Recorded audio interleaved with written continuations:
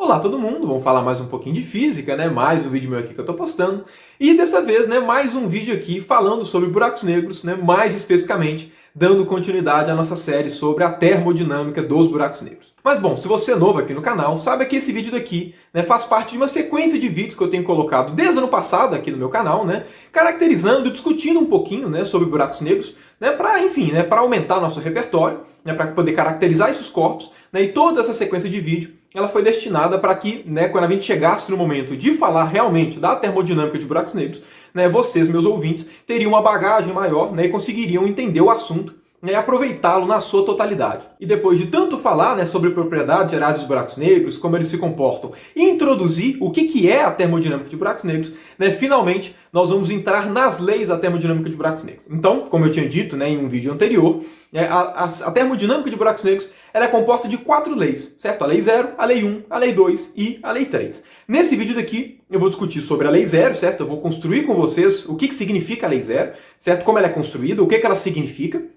E nos próximos vídeos, né, cada um dos próximos vídeos, aí a gente vai discutindo lei 1, lei 2, lei 3, para depois entrar na parte, né, de radiação Hawking, né, que fecha o assunto legal, e talvez discutir alguns assuntos a mais, né, que a termodinâmica de buracos negros acaba puxando. Então, nesse vídeo daqui, né, realmente vamos falar, né, de termodinâmica de buracos negros, né, construindo a nossa lei 0, né, que define o que nós chamamos, né, da temperatura de um buraco negro, né, mas com alguns detalhes que eu vou deixar claro ao longo do vídeo. E aproveitando esse início de vídeo, se você gosta do canal iFísica e gostaria de apoiá-lo mais ativamente, não deixe de fazer parte do clube de membros aqui do canal. Claro, né, fica aqui o agradecimento a todos os membros do canal, em especial a esses que eu estou colocando o nome aqui na tela. Obrigado a todos vocês. Mas bom, antes da gente entrar na lei 0 de fato, é bom pontuar aqui alguns detalhes que eu já falei, né, em alguns vídeos dessa série, só que é bom sempre reenfatizar, né, já que esse vídeo daqui, eu imagino que muitos de vocês que estão assistindo não viram os últimos vídeos da série, então é importante a gente enfatizar nesse momento. Toda vez que a gente fala de termodinâmica de buracos negros, a gente se refere a 2 contextos especificamente, que é um contexto clássico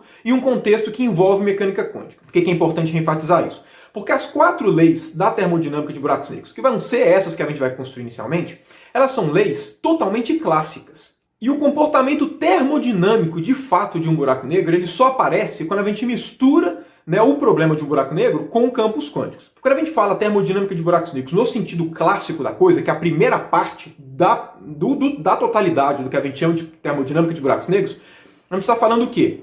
A gente está falando em quais são as propriedades que buracos negros obedecem, dado que nós aplicamos a relatividade geral para descrevê-los. E a gente obtém um conjunto de leis que a gente chama das leis da termodinâmica de buracos negros, porque a estrutura delas é análoga à estrutura termodinâmica, certo? O conjunto de leis tem um enunciado igual.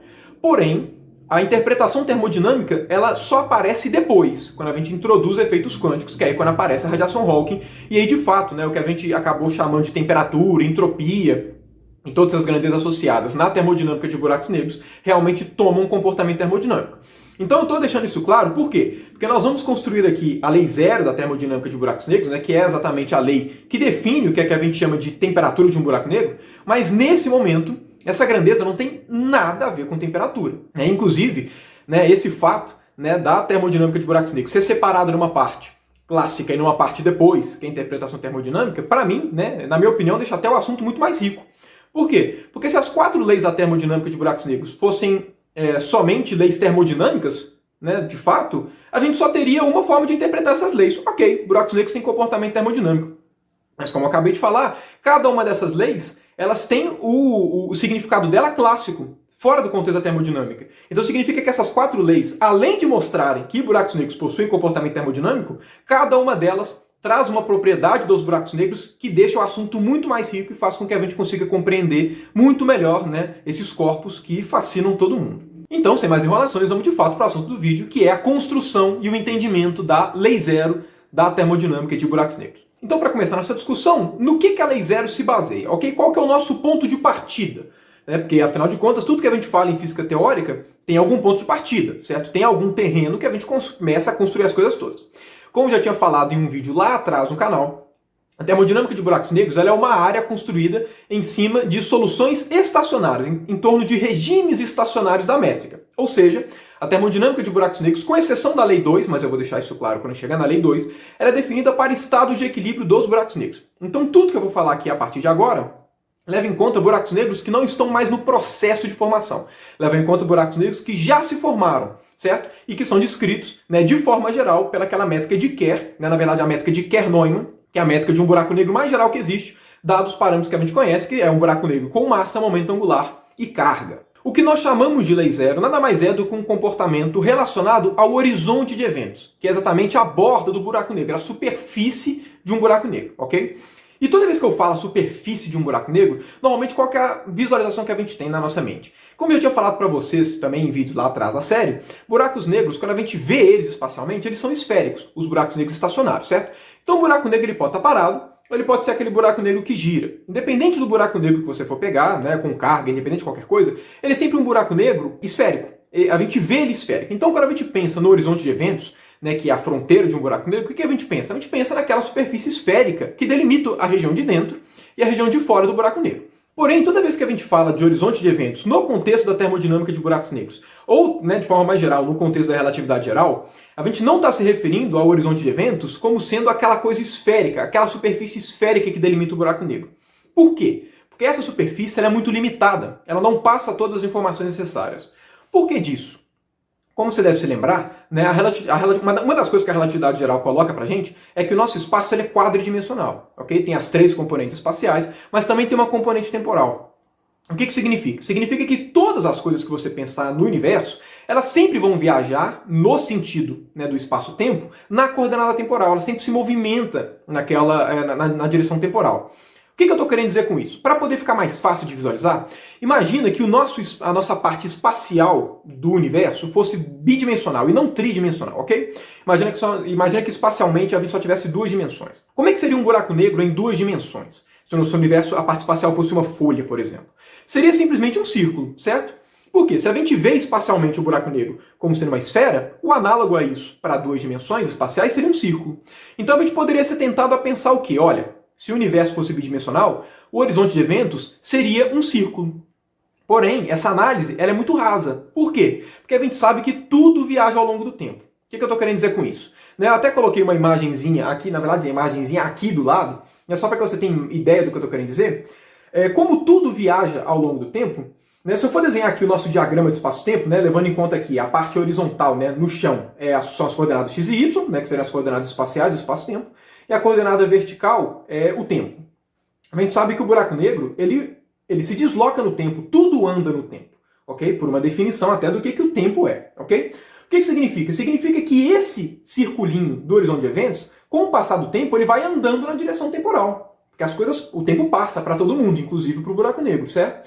Então, na prática, perceba que o buraco negro formaria um cilindro, certo? Que seria a superfície dele, no plano e a altura, que é porque ele simplesmente desloca ao longo do tempo. Então, se o nosso universo fosse bidimensional, o que a gente chama do horizonte de eventos no sentido da relatividade geral não é o circulinho, não é a circunferência, e sim o cilindro formado. Então, por conta disso, se a gente for levar em conta que a gente vê um buraco negro no horizonte de eventos como sendo uma esfera, é como se a gente pegasse um cilindro quadridimensional arrastando essa esfera ao longo do tempo. Ok? Espero que tenha ficado clara essa ideia. É um pouco abstrata, certo? Mas é só para deixar clara essa ideia de que o horizonte de eventos, toda vez que eu vou falar, não é esse horizonte de eventos esférico. E sim, esse horizonte de eventos esférico arrastado ao longo do tempo, que forma uma superfície um pouco mais geral do que simplesmente uma esfera, ok? Como esse tal cilindro formado pelo buraco negro, que seria uma esfera arrastada pelo tempo, não dá para desenhar, certo? Porque só daria para desenhar se nós tivéssemos uma visualização de um espaço quadridimensional, eu vou sempre usar como modelinho para o horizonte de eventos essa imagenzinha que eu coloquei, ok? Como se a gente tivesse uma dimensão menor, porque é a forma mais fácil que a gente tem de representar, ok? Eu acho que todo mundo vai conseguir visualizar a coisa. Então vamos lá, o que a lei zero nos diz? A lei zero nos diz o seguinte, como é que é a construção dela?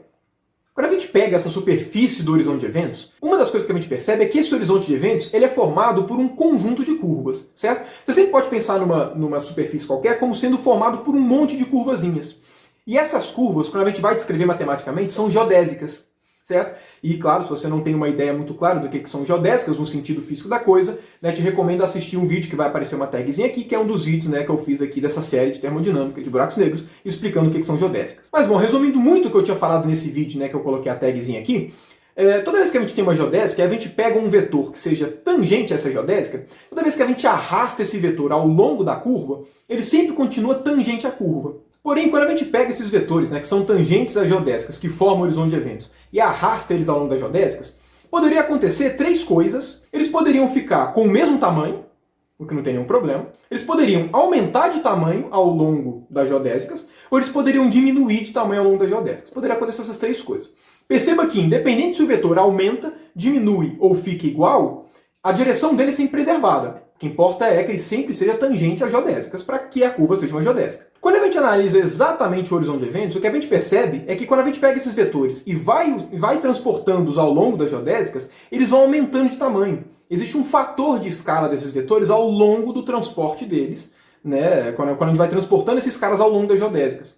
E a gente pode se perguntar, como é que é essa taxa de crescimento? O quanto que o vetor vai aumentando ao longo desse transporte no horizonte de eventos? Sempre que a gente está tratando de geodésicas, tem uma forma matematicamente natural, né, de se definir esse aumento ou redução do vetor ao longo da geodésica. É muito fácil fazer isso com o que a gente chama da equação geodésica, que é essa equação que eu estou colocando aqui. Então, para que você consiga entender, né, pelo menos qualitativamente, o que essa expressão significa, é o seguinte: esse termino aqui que eu estou circulando, ele representa o vetor tangente, né, que a gente está analisando, o vetor tangente à geodésica em questão, né, que também faz parte aqui da nossa análise. Por conta disso, o que esse lado esquerdo da igualdade está simbolizando é o quanto esse vetor, K, muda ao longo das geodésicas. E do lado direito a gente tem uma constante, que eu estou representando por esse alfa, vezes o K. Então, em bom português, essa expressão significa o seguinte: lado esquerdo da igualdade, o quanto que o vetor K está mudando ao longo das geodésicas. O lado direito da igualdade fala, ele está mudando por um fator proporcional a ele mesmo. Ou seja, se esse fator alfa for positivo, o vetor aumenta ao longo da geodésica. Se ele for negativo, o vetor diminui ao longo da geodésica. E se ele for zero, o vetor fica do mesmo tamanho ao longo, né, do transporte paralelo na geodésica. Quando a gente está falando de buracos negros, né, só para que vocês entendam aqui a nomenclatura utilizada, eu não vou ser muito técnico, então eu não vou ficar escrevendo isso o tempo inteiro, mas pode ser que eu acabe simbolizando. Quando a gente está representando os vetores tangentes à superfície, né, ao horizonte de eventos de um buraco negro estacionário, ao invés do K, a gente usa essa letra, ok? É uma letra grega utilizada normalmente para isso. E, né, para aquela constante alfa, que é a constante que fala se o vetor aumenta ou diminui, né, quando a gente está tratando especificamente no caso de um buraco negro, certo? Estacionário, por aí vai, né, que são os nossos requerimentos, a gente muda essa letra alfa para uma outra letra grega que a gente dá o nome de kappa, certo? Que é tipo um K, né, só que mais estiloso porque é uma letra grega. Esse terminho kappa, né, que como eu acabei de falar, quantifica a taxa com que os vetores aumentam, né, os vetores tangentes ao horizonte de eventos aumentam à medida que a gente vai arrastando-os ao longo das geodésicas que formam o horizonte de eventos. Ele tem um nome muito comum na literatura, que é gravidade superficial. Agora, por que a gente dá esse nome gravidade superficial? Obviamente não é à toa, certo? É possível, só analisando a equação geodésica para um buraco negro, né, e vendo exatamente o comportamento do buraco negro, é possível verificar um outro comportamento, né, uma outra característica desse kappa, que não seja essa taxa de aumento ao longo das geodésicas que formam o horizonte de eventos. E é uma interpretação, na verdade, muito mais física e interessante. A interpretação eu vou simbolizar aqui por essa imagem que eu estou colocando aqui do lado, que é uma imagem que eu desenhei mesmo, né, dá para perceber porque o desenho está bem tosco, e que inclusive foi a imagem que eu usei na minha dissertação. Esse kappa tem a seguinte interpretação: olha, imagina que você é um cara, é um observador qualquer que está muito distante de um buraco negro, está lá no infinito, muito longe de um buraco negro. Inclusive, né, por esse meu desenhozinho, dá até para perceber que esse observador sou eu, né? Ali, aqui, ó, ali o cabelo grande para você ver. E aí você tem um corpo na sua mão, você tem um objeto na sua mão que tem massa 1 kg, ok? Tem massa unitária. Aí o que você vai fazer? Você vai amarrar esse corpinho numa corda sem massa e muito grande. E aí você vai pegar esse cara e vai começar a ceder a corda. Vai soltando a corda para que esse corpinho de massa unitária fique cada vez mais próximo do buraco negro. Então você vai dando corda, dando corda, dando corda, dando corda, até um certo momento que esse corpinho de massa unitário que está preso à corda vai ficar exatamente no horizonte de eventos, como está mostrando nessa imagem. Nessa situação acontece uma coisa bem interessante, que é o seguinte: quando você vai quantificar qual é a força que o buraco negro puxa esse corpinho de massa unitária, essa força diverge. Essa força fica infinitamente grande. Porém, apesar dessa força ser infinitamente grande, né, a força feita nesse corpinho, né, nesse corpinho de massa unitária, a força que você, observador lá no infinito, vai sentir, ela não é infinita. O fato do buraco negro distorcer o espaço-tempo faz com que essa força que está sendo puxada, que esse corpo de massa unitária está sendo puxado, e por consequência gera uma tensão também com uma força infinita na corda, faz com que essa tensão seja diluída. Olha que interessante, seja diluída ao longo da corda. De forma que você, lá no infinito, quando esse corpo de massa unitária estiver em cima do horizonte de eventos, você vai sentir a corda te puxando com uma certa força, certo? Qual que é o valor dessa força? O valor dessa força é exatamente aquele kappa que aparece na expressão. A gente chama ele de gravidade superficial, por quê? Porque se o corpo tem massa unitária, né, tem massa 1, pela segunda lei de Newton, força é igual a massa vezes aceleração. O que significa? Significa então que a força para essa bolinha vai ser igual à aceleração. Por isso que a gente chama de gravidade superficial. Esse kappa que aparece, né, que foi a forma como eu defini, né, com o horizonte de eventos, né, geodésicas e tudo, ele também representa a aceleração gravitacional sentida por um corpo no horizonte de eventos, quando essa aceleração é medida por um observador lá do infinito. Olha que interessante. E claro, uma coisa que tem que deixar claro, para essa interpretação ser válida, esse buraco negro ele não pode rodar. Ele tem que ser um buraco negro somente paradão ali, tudo certo. Senão essa interpretação não vale, porque como eu já tinha falado em vídeos anteriores, né, no vídeo sobre buracos negros em rotação, quando a gente vai chegando um corpo perto do buraco negro, ele também tende a rotacionar. Então a única forma de você conseguir manter um corpo estático no horizonte de eventos, através de uma corda, é se esse buraco negro for, se ele não rodar, né? Caso contrário, não dá para fazer isso. Aí nesse momento do vídeo, você também pode estar se perguntando, tá bom, mas cadê a lei zero? Certo? O que é a lei zero? Você não falou de nada, você só ficou falando um monte de coisa do espaço-tempo, falou de objetos sentindo força sendo passada lá para o infinito, mas cadê a lei zero? O que é a lei zero? Pois bem, como eu acabei falando nesse vídeo, apesar desse kappa ter uma interpretação, né, de gravidade do buraco negro, né, gravidade no horizonte de eventos sentido para o observador lá no infinito, apesar disso, o kappa ele é definido em termos, né, do transporte paralelo dos vetores nas geodésicas do horizonte de eventos. É a forma como a gente definiu esse cara, né, a taxa de aumento. O comportamento do buraco negro ele está muito relacionado ao comportamento do horizonte de eventos. Inclusive, todas as caracterizações que a gente faz de um buraco negro é com base no horizonte de eventos. Certo? É só vocês lembrarem o quê? A gente não consegue saber o que tem dentro de um buraco negro, porque tudo que está lá dentro não sai. Então toda a informação que a gente tem de um buraco negro, pelo menos quando a gente estuda, está contido no horizonte de eventos. Por conta disso, vem uma pergunta natural. Olha, o horizonte de eventos, como eu acabei de falar, ele é formado por geodésicas.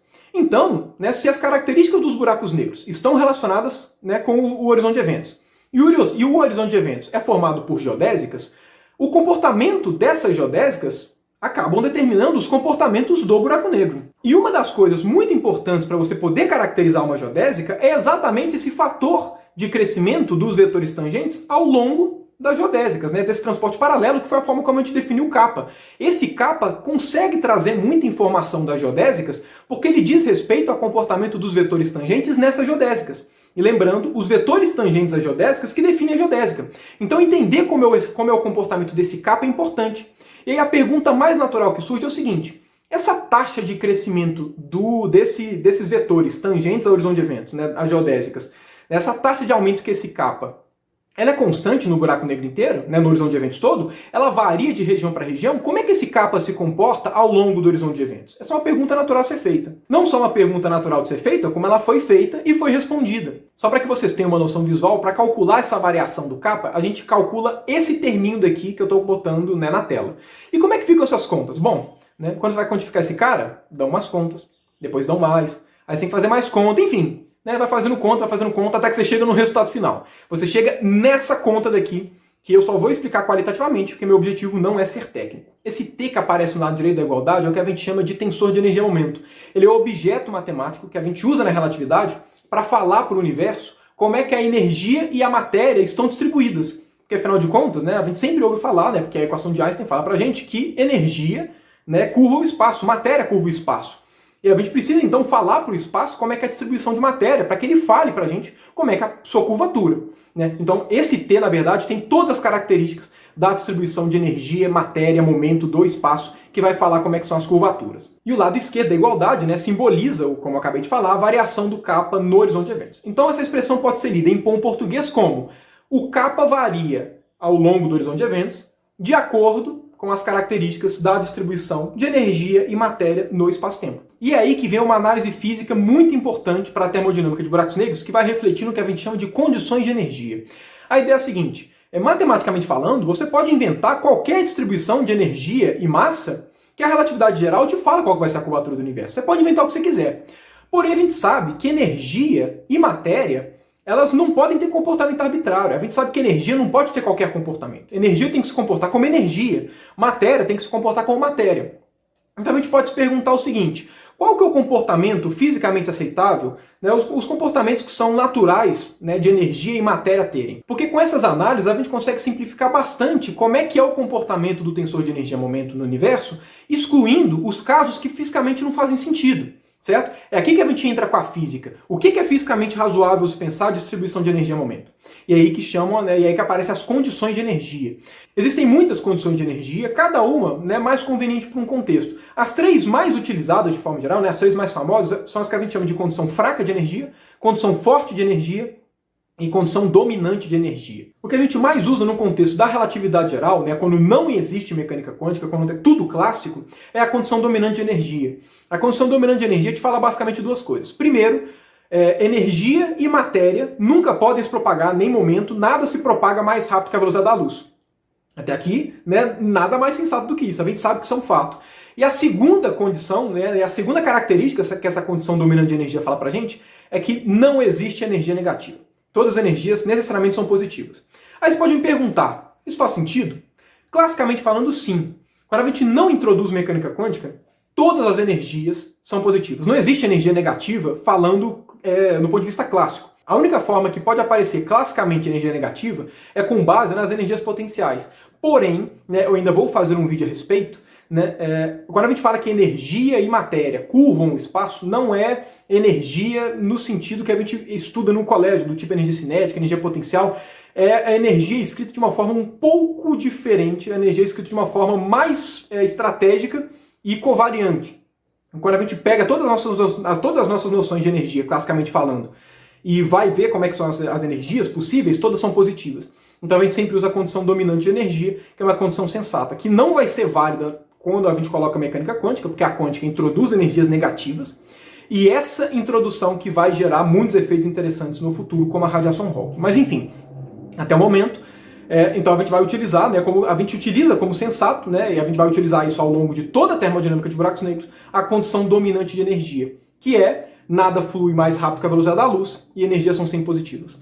Quando a gente faz isso e a gente analisa aquela expressão da variação, né, do kappa, da gravidade superficial, ao longo do horizonte de eventos, o lado direito da igualdade, que envolve distribuição de energia e momento, né, de matéria no espaço-tempo, ele zera, ele fica identicamente nulo. E aí o que a gente tem é que a variação do kappa no horizonte de eventos é igual a zero. Ou seja, o kappa é constante ao longo do horizonte de eventos. E essa propriedade, né, do kappa ser constante ao longo do horizonte de eventos é o que nós chamamos da lei zero da termodinâmica de buracos negros. Então, né, só para colocar aqui o enunciado completo da lei zero, né, para que você inclusive relembre todas as coisas que levam em conta a construção da lei zero, né, eu vou até ler aqui, né, para que eu não erre nenhum detalhe ou acabe não engasgando, certo? O que a gente chama da lei zero enunciada bonitinha para um buraco negro estacionário, porque lembrando, o buraco negro tem que ser estacionário, e em um espaço-tempo que respeite a condição dominante de energia e a equação de Einstein. No caso, né, para fazer aquela quantificação do quanto, né, o kappa varia ao longo do horizonte de eventos, a gente acaba usando a equação de Einstein. Eu não mostrei aqui porque eu não abri a conta com vocês, o objetivo não é ser técnico, mas só para deixar claro que no meio daqueles procedimentos a gente utiliza a equação de Einstein, ok? Por isso que tem isso no enunciado. Então, só recapitulando, para um buraco negro estacionário em um espaço-tempo que respeite a condição dominante de energia e a equação de Einstein, a gravidade superficial kappa é constante no horizonte de eventos. Esse kappa, futuramente, né, quando a gente for introduzir efeitos quânticos, que vai fazer o papel da temperatura, que é a grandeza constante, né, que acaba ficando constante para os estados de equilíbrio de um sistema termodinâmico. Ok? Mas isso, né, claro, são cenas para os próximos vídeos, né, para os próximos capítulos dessa série, e espero, né, que eu tenha sido eficiente em tentar passar esses assuntos de uma maneira entendível, né, e não extremamente técnica. Mas bom, né, era basicamente isso que eu queria falar aqui no vídeo. Se você gostou, não deixe de dar o seu gostei, certo? Se inscreva no canal e não deixe de ativar o sininho para sempre receber as notificações dos próximos vídeos. No mais, né, claro, compartilhe com seus amiguinhos e deixe aqui seu comentário. Né? Gostou do vídeo, não gostou, conhecia a Lei Zero, enfim, coloque aqui suas impressões e use os comentários a seu favor. No mais, obrigado por você que ficou até aqui e até o próximo vídeo.